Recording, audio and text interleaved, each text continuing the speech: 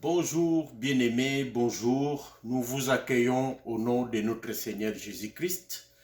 Bienvenue à l'émission, à la chaîne plutôt, chaîne chrétienne Procès Mondial. Bienvenue à l'émission Yeshurun, où nous retraçons les 12 tribus d'Israël qui ont signé l'alliance au Mont Sinaï avec l'Éternel des armées. L'émission passée, ça date déjà de longtemps, nous avions vu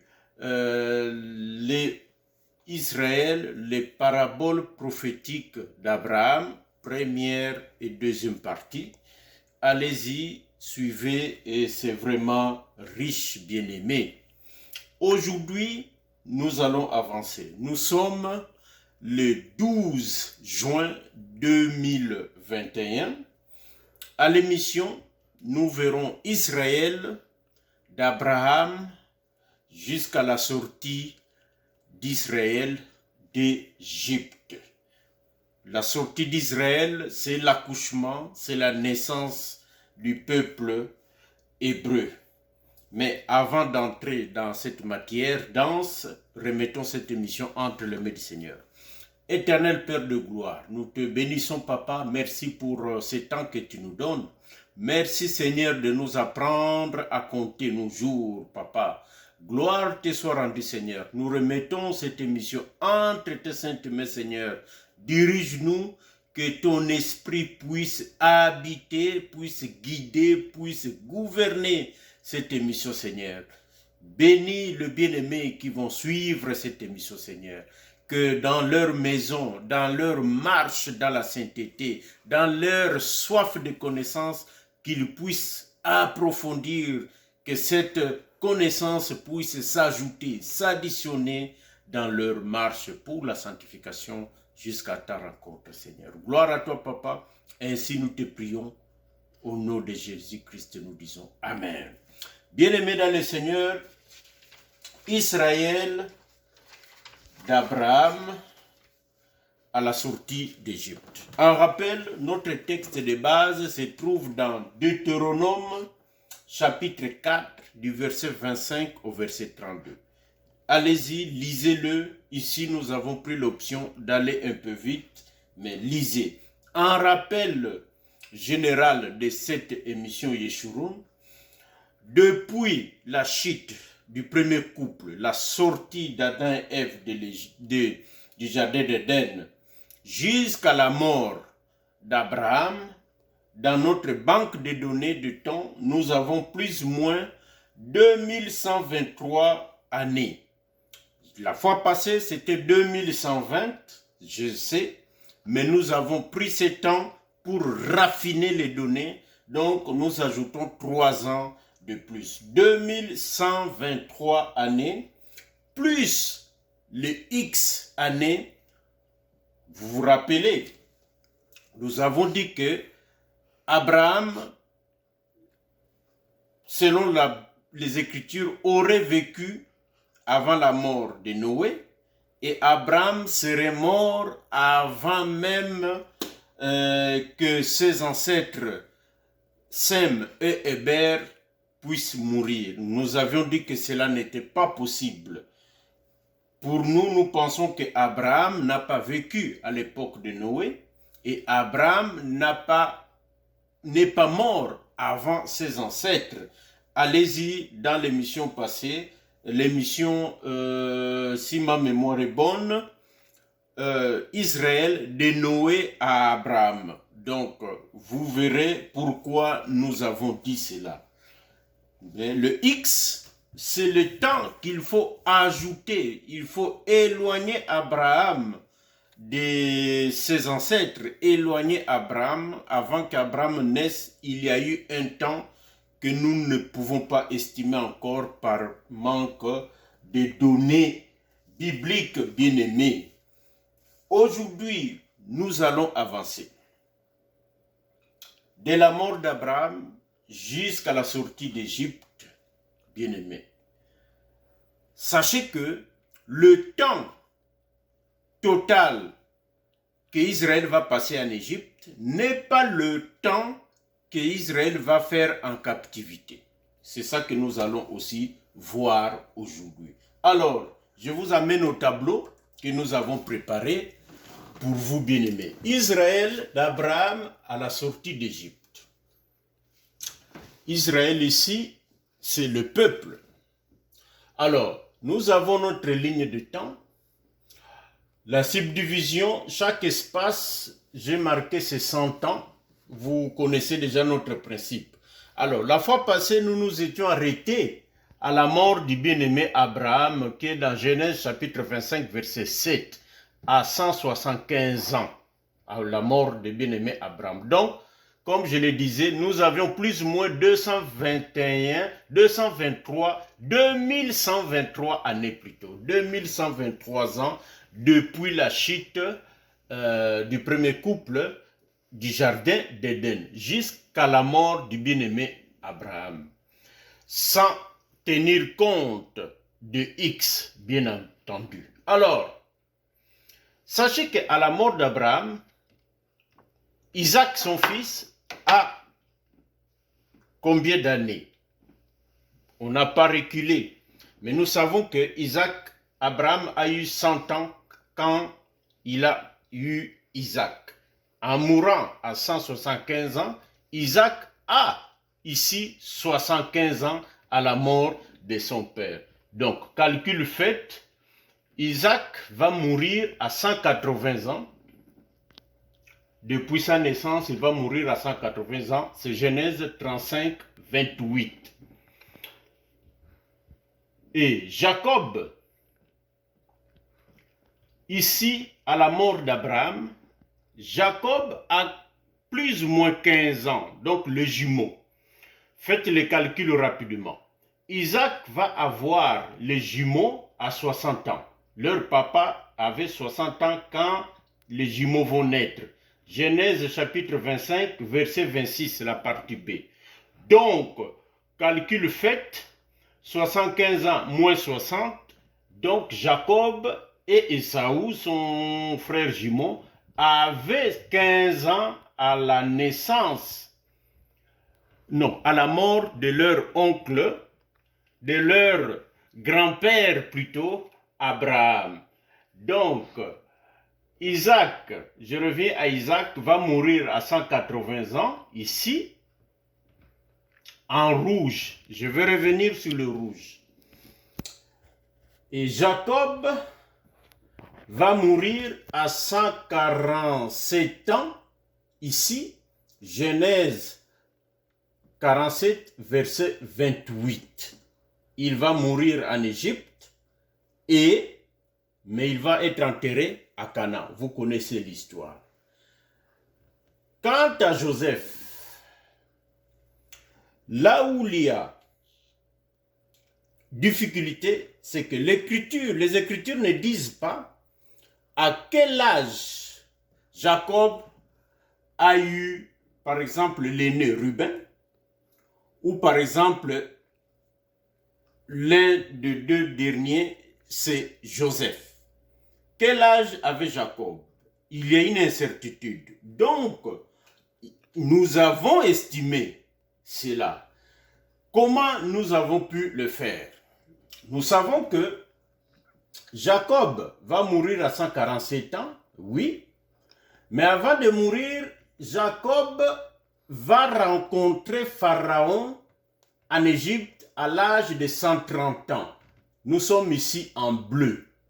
Jacob va rencontrer Pharaon, il a 130 ans ici, en bleu. 130 ans. Mais cette rencontre va se dérouler après les 7 ans de vaches grasses, d'abondance, sous le contrôle de Joseph. Et ça va être en pleine période de famine, les 7 années de vaches maigres.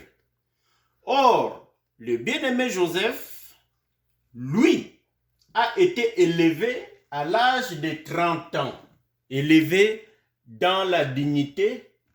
Je vais y revenir à l'âge de 30 ans.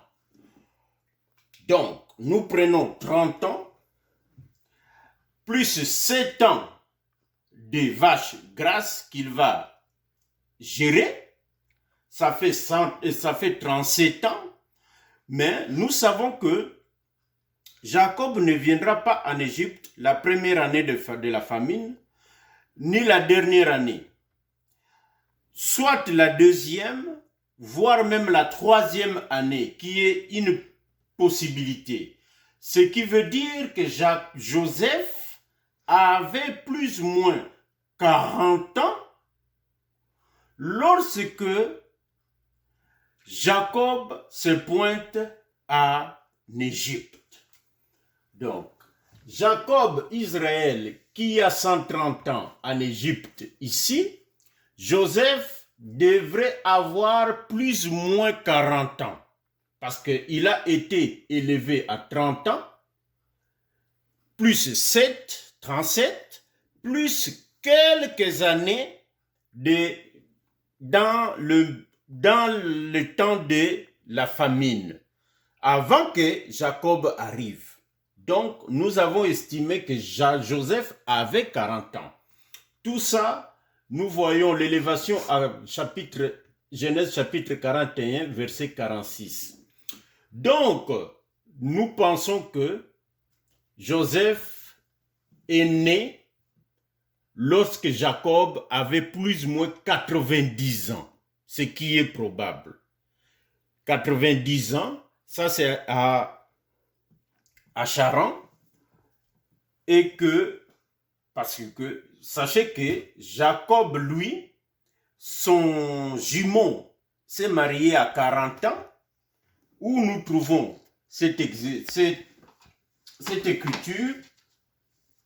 c'est Genèse chapitre 26, verset 34. Ésaü s'est marié à 40 ans. Donc Jacob avait 40 ans, il était encore chez son père et chez sa mère, avant d'aller à Charan. Parce que Ésaü doit se marier d'abord, et ça va susciter un problème d'amertume de parents, de jumeaux, et Jacob ira se marier chez son oncle, bien-aimé dans le Seigneur. Donc c'était après 40 ans que Jacob s'est marié.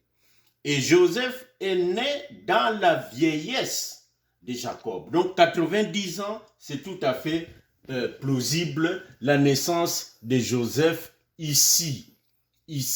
Donc, Jacob, ici, quand vous calculez déjà 15 ans à la mort de son père, plus à peu près 75 ans, parce que nous avons une échelle de 100 ans ici, 75 plus 15, ça donne 80 ans.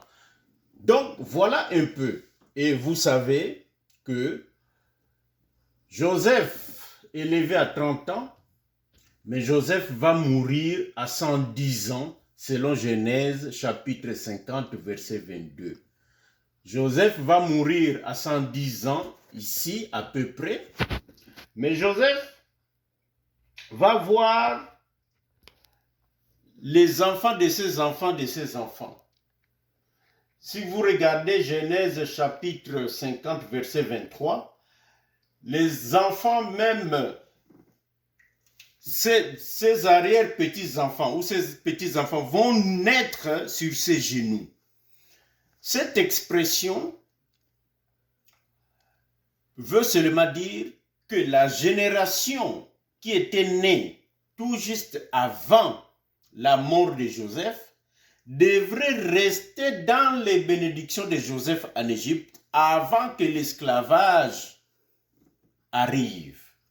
Pourquoi nous disons cela? C'est que, regardez, dans Exode chapitre 1er, verset 8, ça doit donner le temps au pharaon qui viendra, qui ne connaîtra pas Joseph. Qu'est-ce que nous voulons dire? Donc, à la mort de Joseph, il faut un temps qui doit se passer avant que l'esclavage commence. Ce temps-là va permettre à la génération que Joseph a vu naître mourir et après d'abord que le pharaon qui viendra régner soit aussi né, qui n'aura pas connu bien-aimé Joseph. Donc, ce temps-là, nous l'estimons à plus ou moins 100 ans. Pourquoi? Parce que c'est l'âge que nous avons vu, Joseph 110 ans, et nous avons pris la filière, la piste aussi de Lévi. Les enfants de Lévi vont mourir 130 ans, 110 ans, les petits-enfants, etc. Bref, nous pensons qu'une génération que Joseph a bercée doit passer d'abord jusqu'à la mort avant que l'esclavage arrive, bien aimé. Donc, nous estimons le début de l'esclavage en Égypte en couleur verte que nous avons mise ici. Parce que nous avons mis ça en vert. Et nous disons que, comme la prophétie l'avait prédite, Dieu a parlé à Moïse, c'est 400 ans de servitude. 400 ans de servitude. Donc, plus 400 ans, nous arrivons à l'autre signe verte. Donc, 1 siècle, 2, 3 et 4. Et c'est la sortie. La sortie en Israël ne pourra se faire que quelque part ici, bien-aimé, après 400 ans de servitude. La sortie. Donc, voilà un peu le tableau. Ici, nous avons comprimé, mais nous avons travaillé avec une échelle un peu plus zoomée pour voir tous les détails. Qu'est-ce que nous constatons? Quelles sont les observations que nous faisons avec ces tableaux? Première observation. Notre banque de données s'enrichit de 687 ans, 684 ans. Donc, de la mort du bien-aimé Abraham jusqu'à la sortie, il y aura 600, plus ou moins 684 ans, années. Au total, je parle. Donc, si nous additionnons le 2123 années, plus le 684 années, nous avons 2807 années, plus le X années que nous gardons toujours comme inconnu. Première observation. Deuxième, tous les temps passés en Égypte, tous les temps, esclavage et liberté combinés, nous donnent plus ou moins 567 années, bien aimés. 567 années. Donc, si nous prenons de la sortie, nous reculons. Nous avons choisi le point de départ. Non, 500, tous les temps passés en Égypte, c'est-à-dire le point de départ, c'est la rencontre de Jacob et de Pharaon. Nous avons pris la rencontre de Jacob et Pharaon comme point de départ de la présence d'Israël en Égypte. Bien-aimés. Et troisième observation, le temps de captivité. Les temps de la captivité en Égypte. Nous avons aussi la sortie jusqu'à la génération qui doit passer. Ici, nous estimons que le temps de départ, c'est le décret du pharaon instituant l'esclavagisme contre les Hébreux. Donc, nous pensons que c'est le point de départ parce que il n'y a pas d'esclavagisme tout juste après la mort du bien-aimé Joseph. Non. Il faut que le pharaon qui n'avait pas connu Joseph soit né, grandisse, atteigne l'âge de la maturité pour entrer en fonction. Et que la génération des enfants d'Israël qui avaient vu Joseph puisse d'abord bénéficier de cette grâce, vivre libre, et après cette génération, que la servitude va commencer. Donc, le temps de captivité, j'y reviens. 400 ans. Dans les Écritures, par exemple, Exode chapitre 12, verset 40, dit 430 ans. Tout dépend où est-ce qu'on place la ligne de départ.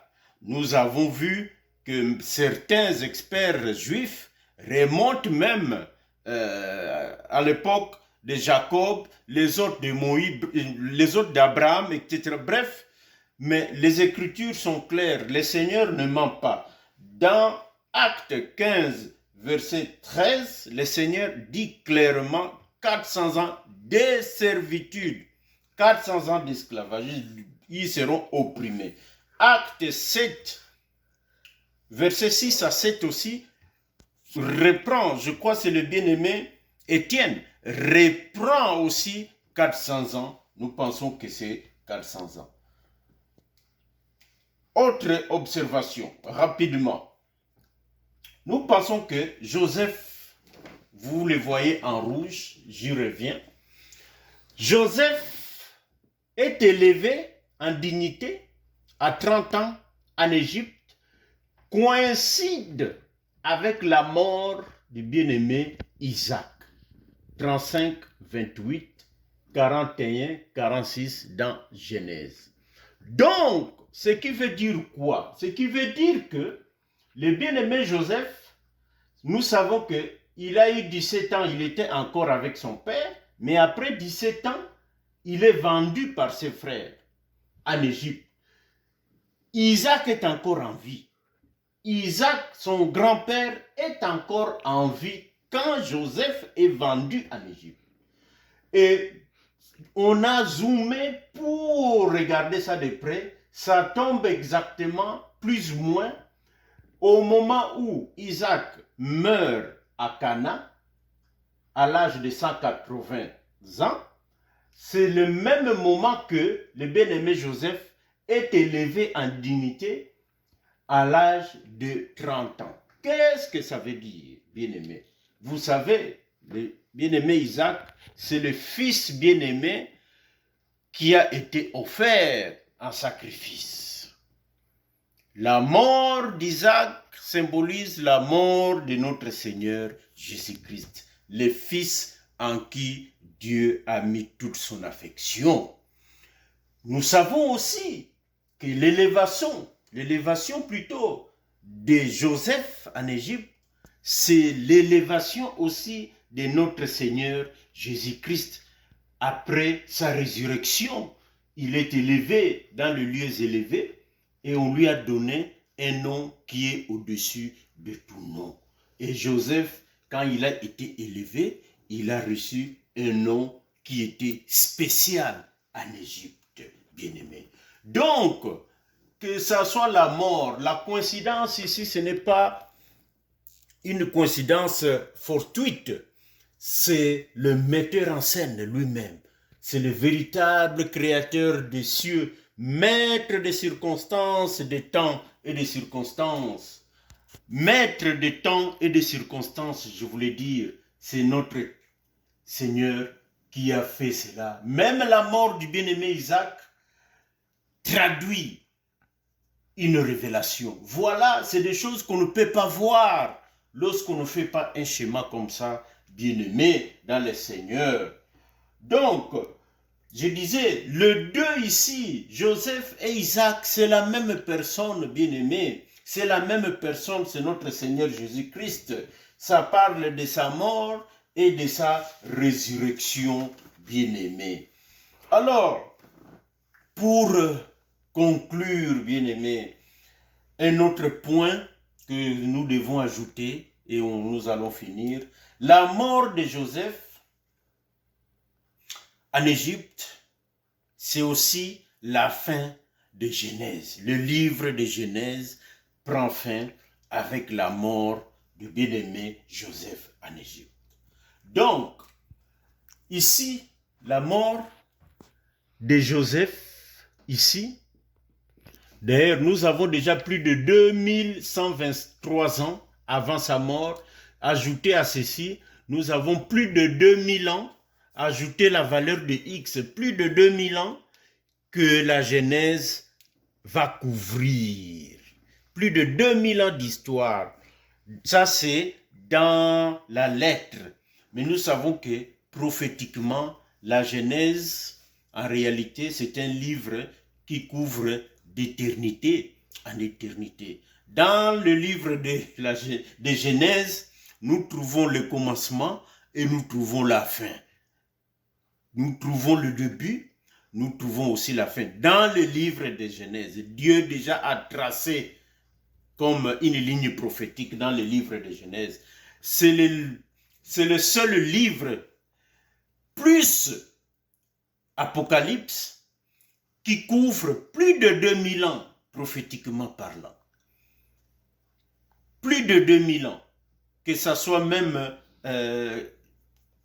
naturellement, ou je dirais sur le plan de la couverture historique, ça parle d'éternité, ça couvre d'éternité en éternité. Donc, Genèse, c'est Apocalypse. Apocalypse, c'est Genèse. C'est pour cela que nous disons que la Bible, c'est un palindrome, c'est un chiasme géant, la Bible. Bien-aimés dans le Seigneur. Alors, prochaine émission sur Yeshurun, nous parlerons de la géographie humaine de cette nouvelle nation qui vient de naître en Égypte. Elle est composée de qui en réalité? Cette nation qui se met en mouvement rectiligne uniforme, c'est-à-dire en marche, en ligne droite et constante, avec l'aide de lui-même, le triple saint, notre Yahvé éternel des armées. Israël se met en marche pour aller vers Jérusalem. C'est ça le but, c'est ça l'objectif, pour aller adorer Dieu à Jérusalem. Je sais, j'ai laissé une question en suspens. Qui est le premier roi prêtre humain de Jérusalem après le déluge? Nous reviendrons, nous parlerons de ces choses la prochaine fois, bien-aimés. Nos coordonnées s'affichent. Contactez-nous si vous avez des questions ou si vous avez d'autres commentaires. Donc, voilà, bien-aimés, nous allons conclure cette émission par une prière. Éternel Père de gloire, oh, quelle grâce, Seigneur, que tu dévoiles ces choses, Seigneur. C'est toi qui parles à travers tes serviteurs, Seigneur. C'est toi qui contrôles ces choses, Seigneur. Des choses que nous ne pouvons pas voir, mais toi, tu fais voir ces choses, Seigneur, à tes serviteurs. Que ces révélations, Seigneur, puissent servir, enrichir, accompagner le bien-aimé. Nous accompagner, nous tous, Seigneur, pour un plus dans la soif de te connaître, dans la soif, Seigneur, d'être avec toi. Gloire à toi, Seigneur. Bénis les bien-aimés qui ont suivi cette émission, que ça soit sur Facebook, que ça soit sur YouTube ou de n'importe quelle manière, Seigneur. Gloire à toi, Seigneur. Que les serviteurs s'effacent, que toi seul prennes la gloire et l'honneur. Ainsi nous te prions au nom de Jésus-Christ, le roi des rois, le puissant. C'est lui qui est mort pour nous et ressuscité pour nous, Seigneur. C'est à lui que nous confions cette gloire. Nous disons Amen.